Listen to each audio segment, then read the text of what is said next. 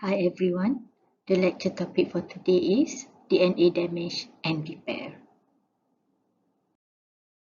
As usual, let's look at the specific learning objectives. After this lecture, you should be able to understand and explain the difference between mutation, polymorphism and DNA damage, know the different sources for DNA damage, describe the main types of DNA damage, explain the different mechanisms of DNA damage repair, describe the consequences of unrepaired DNA damage, and then explain the connection between DNA damage and aging, describe the inherited DNA repair disorders, and finally, describe the importance of telomeres and the consequences of telomere shortening. Firstly, the difference between DNA damage, mutation, and polymorphism. DNA damage are errors during replication or damage to the DNA caused by external mutagen. If left unrepaired, accumulation of damaged DNA will increase damage to the nucleotides of DNA molecules, eventually known as mutation, such as point mutation, silent, missense, nonsense mutations, as well as insertion, deletion, frameshift mutations. Meanwhile, polymorphism refers to variations among individuals of a species in a DNA sequence of the genome, whereby the human genome probably contains millions of different polymorphisms involving point mutations, deletions, and insertions, but mostly present in the non-coding regions.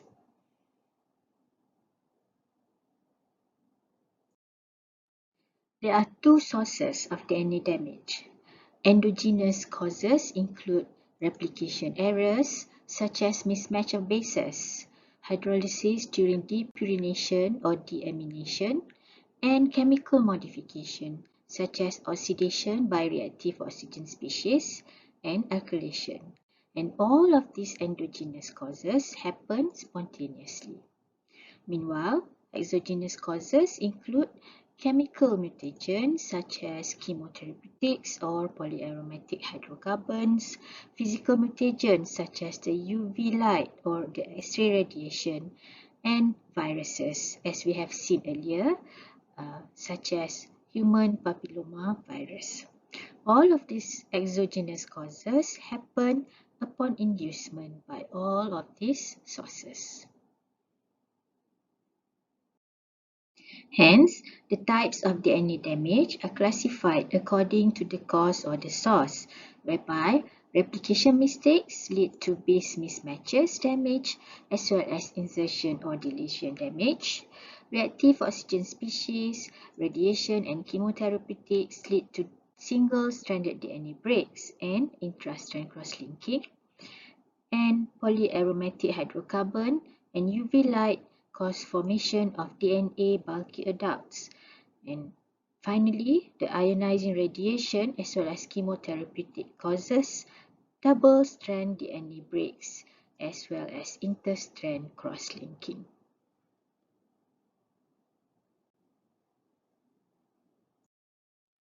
Essentially, depurination and deamination are the most frequent spontaneous chemical reactions that create serious DNA damage.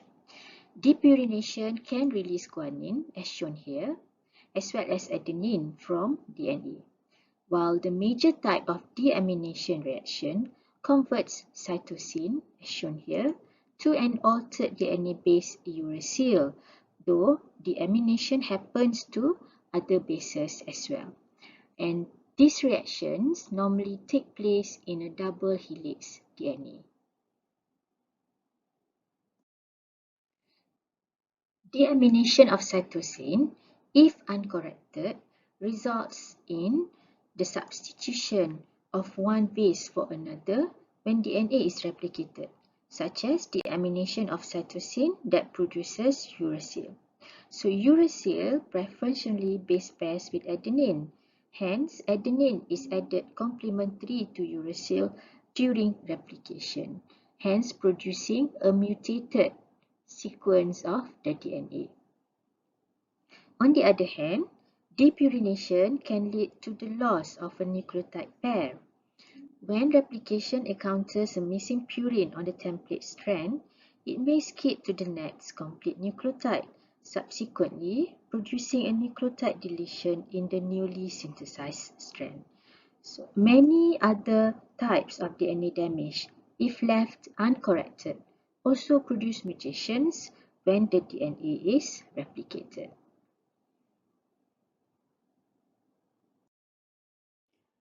These are some examples of DNA intercross-linking agents, as well as examples of environmental chemical mutation.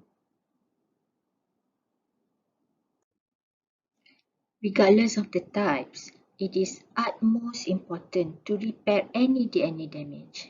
Hence, the DNA repair mechanisms to fix simple damages up to complex damage, which include direct repair of specific modification or single-strand break, base excision repair, nucleotide excision repair, mismatch repair, and interstrand crosslink or double-strand break repair.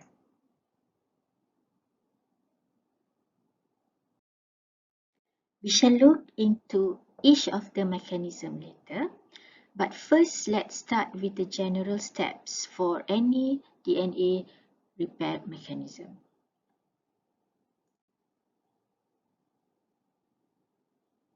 The first step is recognition or identification of the error in the DNA helix. The region containing the damage will be removed by endo or exonucleases, and the gap in the damaged strand is replaced by the action of DNA polymerase using the intact strand as template to synthesize the new strand in the 5' to 3' direction. And finally, ligase will seal the nick or the gap in the strand that has undergone repair.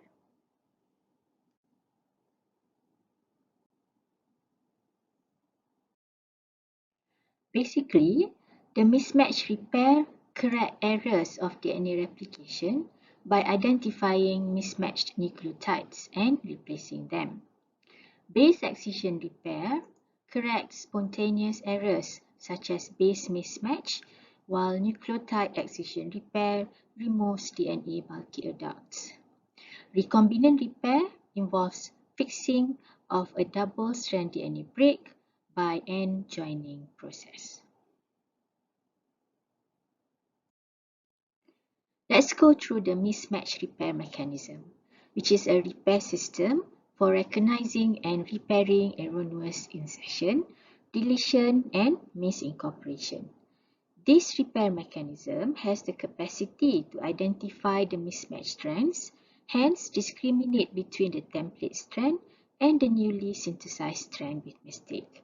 Identification of mismatched strand is by the GATC sequences, which are methylated on adenine residue. The repair starts with binding of HMSH2 to the mismatched base pair, followed by action of HMLH1 that cleaves the DNA and removes the damaged region. DNA polymerase III then replaces the damaged base, and the gap is sealed by DNA ligase.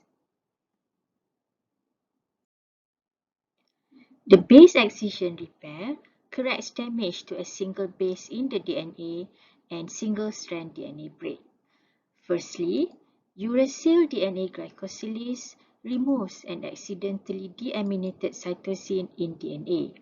After the action of this glycosylase, or another DNA glycosylase that recognizes a different kind of damage, the sugar phosphate with the missing base is cut out by the sequential action of AP endonuclease and a phosphodiesterase. These same enzymes begin the repair of depurinated sites directly. The gap of a single nucleotide is then filled by DNA polymerase, and DNA ligase will seal the nick.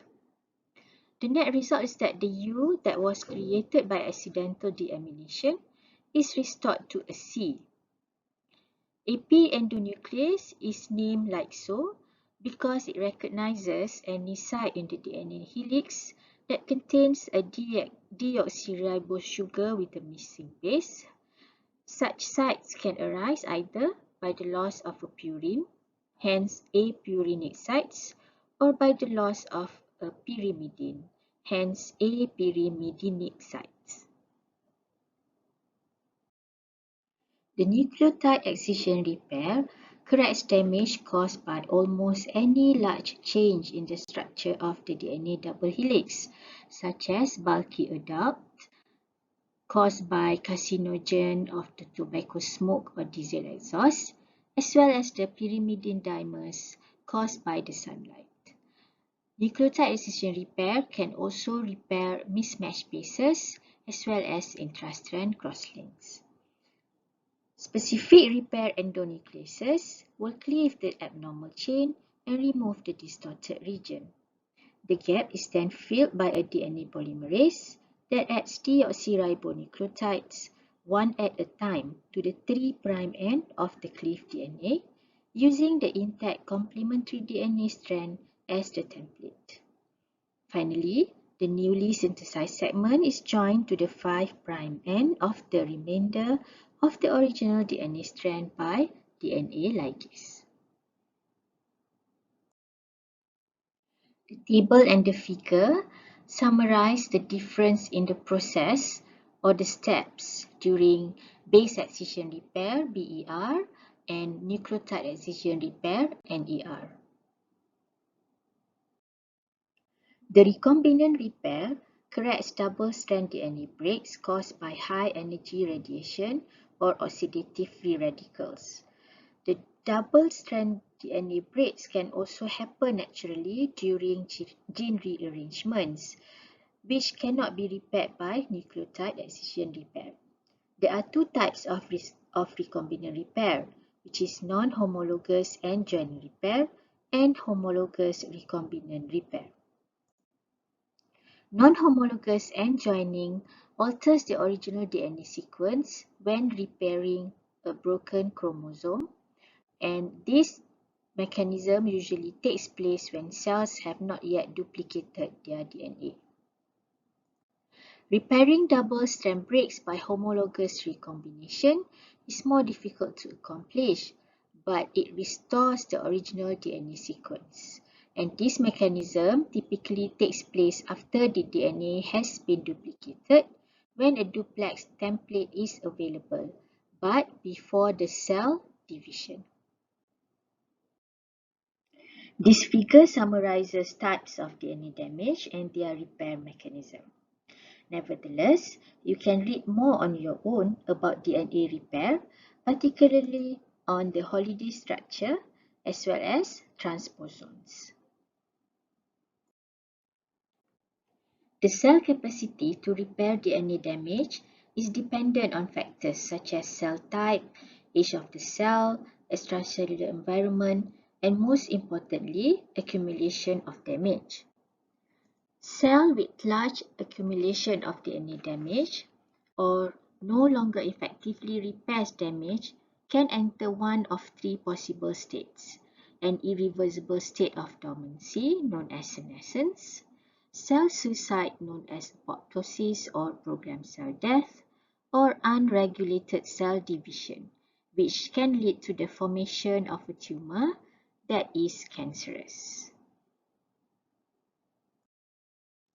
Hence, DNA damage imposes strong correlation with cancer in relevance with the tumor suppressor genes, which express proteins that have roles in DNA repair mechanisms.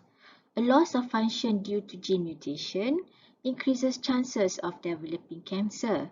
For instance, the BRCA1 and BRCA2 genes that are associated with breast cancer. Inherited diseases associated with faulty DNA repair enzyme system may lead to premature aging, increased sensitivity to carcinogens, and increased risk for cancer. So essentially, mutation in DNA repair gene or tumor suppressor gene leads to non-functional DNA repair enzymes or proteins, which then increases the risk of developing cancer. There are several inherited diseases associated with faulty DNA repair enzyme system, or also known as hereditary DNA repair mechanism disorders. Patients with xeroderma pigmentosum develop hypersensitivity to sunlight or UV, resulting in increased skin cancer incidence and premature aging. Cockayne syndrome also leads to hypersensitivity to UV as well as the chemical agents. Patient with trichothiodystrophy has sensitive skin, brittle hair and nails. Premature aging and retarded growth are seen in Werner's syndrome, while sunlight hypersensitivity and high incidence of malignancies were seen in Bloom's syndrome patient. Ataxia telangiectasia has hypersensitivity to ionizing radiation and some chemical agents. As you can see earlier, most of the disorders presented with hypersensitivity to the UV rays of the sun, which is well known for its negative effects, such as sunburn or photoaging, and of course the thymine dimer DNA damage. If not repaired, can lead to genetic mutations. However, UV sunlight have positive effects as well, whereby it helps in killing pathogens on the skin, activates vitamin D under the skin and also induces its synthesis, as well as treatment for psoriasis. As we have learned earlier, pyrimidine dimers occur frequently in the skin due to exposure to UV rays. But these DNA damage are removed efficiently by the nucleotide excision repair, hence cancer rarely occurs. However, in individuals with xeroderma pigmentosum, cancers are extremely common due to the defective nucleotide excision repair mechanism.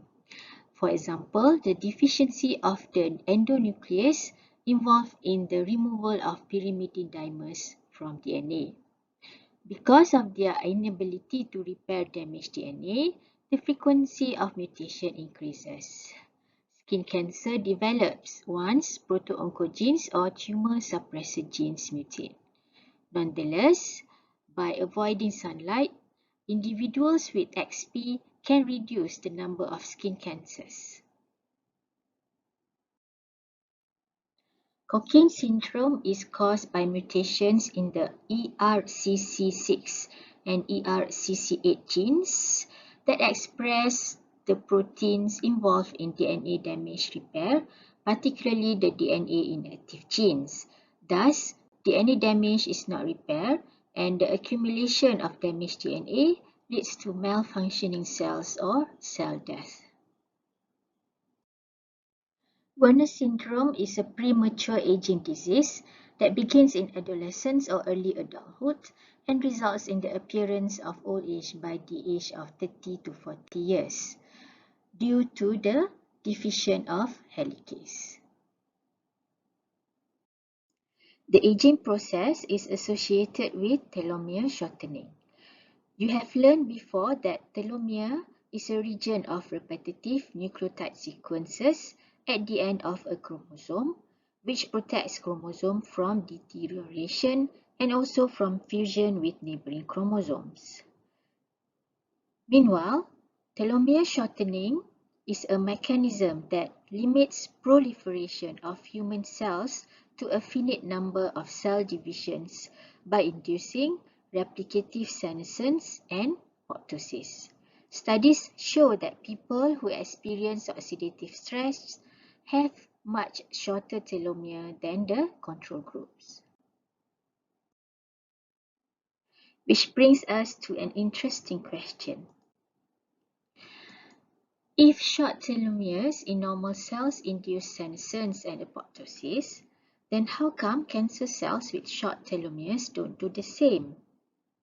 Alright, the answer is Telomere length is maintained by telomerase that is constantly active in germline cells. However, telomerase is tightly repressed in normal somatic cells. Hence, the telomere becomes shorter with each cell division and eventually senescence or apoptosis. Nonetheless, telomerase is reactivated in most cancers, hence able to maintain the telomeres of the cancer cells, making the cells sort of immortal or able to divide indefinitely. So that concludes the topic on DNA damage and repair. These are the list of references, and you can email your questions to the email stated here. Thank you.